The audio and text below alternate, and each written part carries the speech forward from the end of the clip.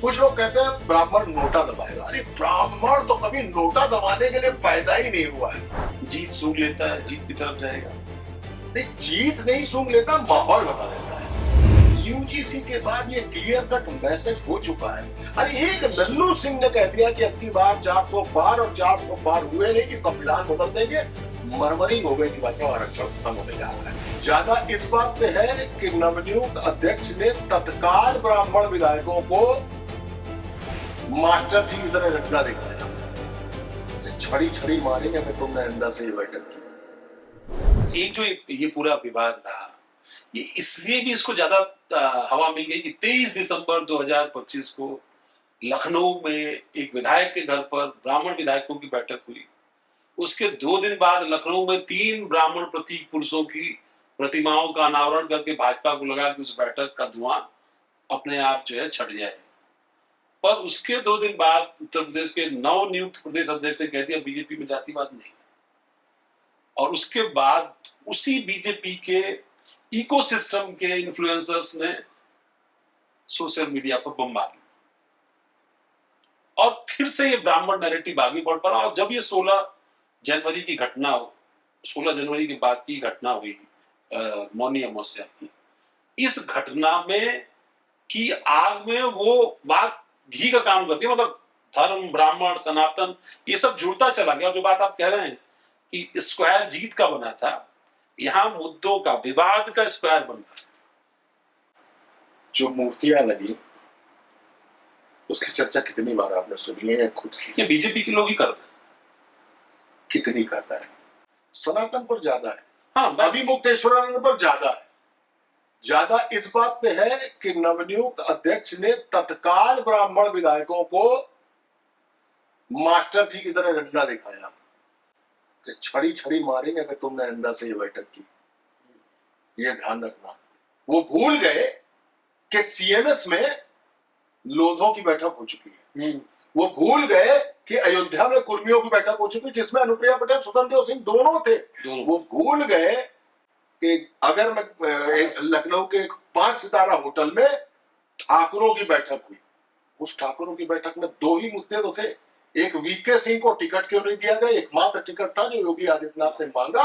और लोकसभा चुनाव में हार के बाद सबसे बड़ी बात ये है कि योगी आदित्यनाथ के बताए हुए एक भी टिकट नहीं दिए गए। ठीक है। दूसरा, योगी आदित्यनाथ को केंद्रीय संगठन लगातार कमजोर कर रहा है, दबाव में ले रहा है, घेरने की। कौन केंद्रीय संगठन? मोदी चार के अलावा नड्डा कर रहे हैं, ये रविशंकर प्रसाद कर रहे हैं, ये कौन कर रहे हैं? पीएल संतोष कर रहे हैं क्या? ना, सीधा निशाना नरेंद्र मोदी और अमित शाह पे, और साफ तौर पर अमित शाह। मुझे लगता है एक बार फिर फोटो खिंचाना पड़ेगा। क्योंकि योगी जी को और मोदी जी एक बार फिर फोटो खिंचाना पड़ेगा, क्योंकि अब तो बात होने लगी है। अब तो यूजीसी आ गया। अरे भाई, एक छोटी सी बात कह दूं, बहुत जरूरी है। अब मुक्तेश्वरानंद का कहना है कि उत्तर प्रदेश में गो हत्या रुक नहीं रही है। बात भी सही है, हत्या की बात नहीं कर रहा हूं, बीफ की बात कर रहे हैं। बीफ एक्सपोर्ट बहुत। हाँ, अब एक्सपोर्ट नीति किसकी है? उत्तर प्रदेश सरकार की है क्या? सेंट्रल की। सेंट्रल की है। तो आप निशाना किस पे साध रहे हैं? योगी आदित्यनाथ। क्यों सेंट्रल पे क्यों नहीं? सेंट्रल पे निशाना क्यों नहीं साधे? तो आप कहां के हैं? कोई कहता वो कांग्रेस के हैं, कोई कहता वो सपा के हैं। हम तो कहते हैं भाजपा के पक्ष में जो एक विपक्ष है वो उसके साथ है। बड़ी सीधी सी बात है। एक्सपोर्ट सेंट्रल का नहीं, पर कई बार देखते हैं केशव मौर्य उनको भगवान कहते हैं, ब्रजेश पाठक वटुकों की पूजा करते हैं, पर कोई उन तक जाता नहीं, कोई उनको अप्रोच नहीं करता, कोई उनसे बात नहीं करता। अब तो कोई डिप्टी सीएम का टेलीफोन कॉल भी लीक कर दिया। मंदिर है आपके घर में? हाँ बिल्कुल, पूजा करते हैं। बिल्कुल। भगवान को स्नान कराया कभी? चलिए, पूजा तो करते ही, पूजा करते हैं, ठीक है। अगर वो भगवान थे तो आपने कभी भगवान से कहा है कि जाइए जरा स्नान कर लीजिए? आपको जाना था। आपने उनको बार बार भगवान कहा और कहा कि मैं उनसे गुजारिश करता हूं, विनती करता हूं कि भगवान शंकराचार्य जाए और स्नान करके इस विवाद को खत्म करें। अरे इलाहाबाद तो आपका शहर था, उत्तर प्रदेश के आप डिप्टी सीएम थे, जाते हाथ पकड़ के उनको स्नान कराने ले जाते। हिम्मत नहीं थी। नहीं ले गए। आपने कहा ब्रजेश पाठक ने कहा 1 महीने बाद, क्या ब्राह्मणत्व के नाम पर, ब्राह्मण लीडरशिप के नाम पे ब्रजेश पाठक के डिप्टी सीएम बनते ही ब्राह्मणों की सारी समस्याएं खत्म हो गई? नहीं हुई ना।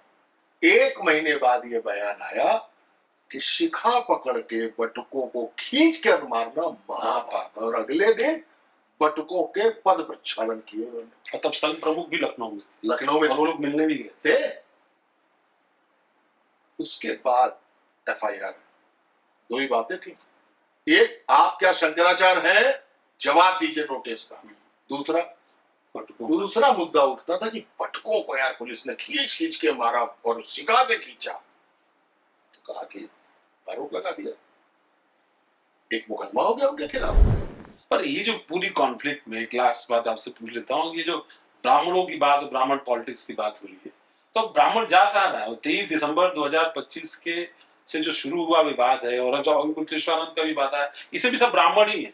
मतलब गुप्तेश्वरानंद खुद ब्राह्मण है, बटुक ब्राह्मण है, ब्रजेश पाठक ब्राह्मण है, वास्तुस पांडे जो है वो भी ब्राह्मण है, ऐसे तमाम सब।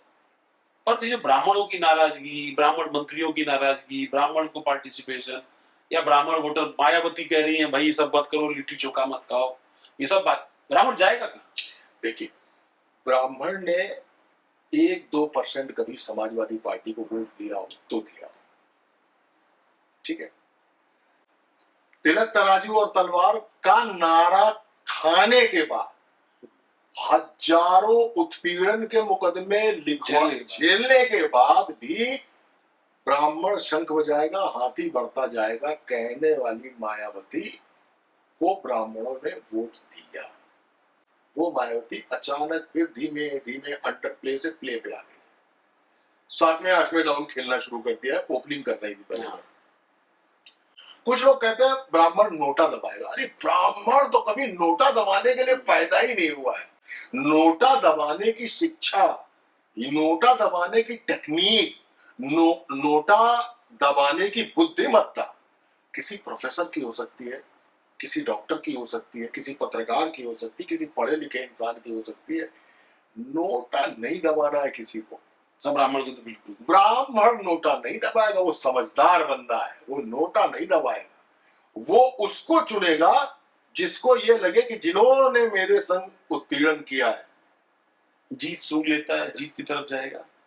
नहीं, जीत नहीं सूंघ लेता, माहौल बना देता है। माहौल तो बना देता है वो कतई। एक और बात आपको बता दें, ये बहुत जरूरी है बात बताना। भाजपा अभी तक 80-20 की पॉलिटिक्स कर रही थी। 80 हिंदू, 20 मुसलमान। पॉलिटिक्स फिर 80-20 में है, लेकिन इस बार सिर्फ हिंदुओं के 80-20 में है। कैसे? 80 पिछड़ा और दलित, 20 अगड़ा। यूजीसी के बाद ये क्लियर कट मैसेज हो चुका है। अरे एक लल्लू सिंह ने कह दिया कि अब की बार 400 पार, और 400 पार हुए नहीं कि संविधान बदल देंगे। मरमरिंग हो गई कि बच्चा आरक्षण खत्म होने जा रहा है। और भाजपा की बखिया उधड़ गई उत्तर प्रदेश में। अब की तो यूजीसी के बाद तो सब भ्रमित हो चुका है, और कुल अगड़ा भ्रमित हो चुका है। और ब्राह्मण इस बात को लेके बहुत खुश है। करो आप।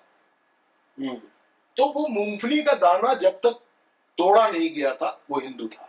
अब वो तोड़ दिया गया, उसमें 3 दाने निकले, एक दलित, एक पिछड़ा, एक ब्राह्मण। एक ब्राह्मण की जगह एक अगड़ा। तो 80-20 की पॉलिटिक्स तो होने लगी है, लेकिन जिस वर्ज पर आ गया है, जब तक चुप था ब्राह्मण, तब तक आप समझ लिए वो स्थितियों को भांप रहा था। वो चुपचाप मेजर कर रहा था। आप कभी एमआरआई कराइए तो डैं डैं डैं आवाज आती रहती है, और एमआरआई होने में कम से कम 1 से 1.5 घंटा लगता है। तब तक एमआरआई कर रहा था पूरे मसले की। उसके बाद उसने बोलना शुरू किया, तो बैठक हुई। अब चिंतन पर आ गया। अब वो मुखर हो गया, चौराहे पे बोल रहा है। चौराहे पे बोल रहा है। दिनेश शर्मा को हूटिंग करके बता दिया उसने। चौराहे पे कहा बोल रहा? दिनेश शर्मा की हूटिंग कर दी उसने ब्राह्मणों वाली। ब्रजेश पाठक को वहां ललकारना पड़ा कि आज इस बात का फैसला यहीं पे होगा। अब वो मुखर हो गया।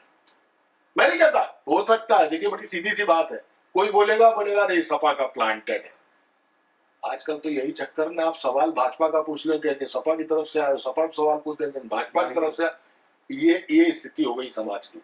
लेकिन ब्राह्मण वोकल कौम है और ये अब वोकल हो चुकी है, संघ निकाल चुकी है। अब धुआं नहीं दिख रहा, अब सुलगन आ गई, धधक रहा है थोड़ा सा।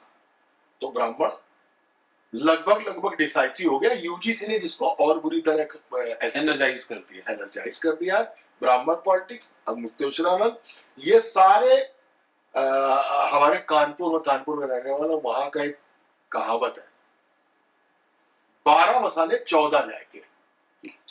ठीक है, तो ये जितना सब कुछ हो रहा है इसमें 12 मसाले तो हो चुके हैं, जायके 14 हो गए। चुनाव उसका जो जायका देगा वो 14। बहुत धन्यवाद। ये थे मनोज राजेंद्र त्रिपाठी जी, उनका अपना अंदाज, खास तौर पर मुक्तेश्वरानंद पर जो सियासत घर में या ब्राह्मण पर जो पॉलिटिक्स उत्तर प्रदेश में हो रही है, इस पर ये पूरा व्यू था। और आपकी इस पर क्या राय है, आपका क्या दृष्टिकोण है, जरूर हमें कमेंट बॉक्स में बताइएगा। हमारे डिजिटल प्लेटफॉर्म को लाइक करिए, सब्सक्राइब करिए और कमेंट देना बिल्कुल मत भूलिए, क्योंकि वो हमारा हौसला बढ़ाता है। खास तौर पर इस तरह की पेशकश दोबारा आपके सामने लेकर आने के लिए लगातार ताकत है। बहुत बहुत धन्यवाद। नमस्कार।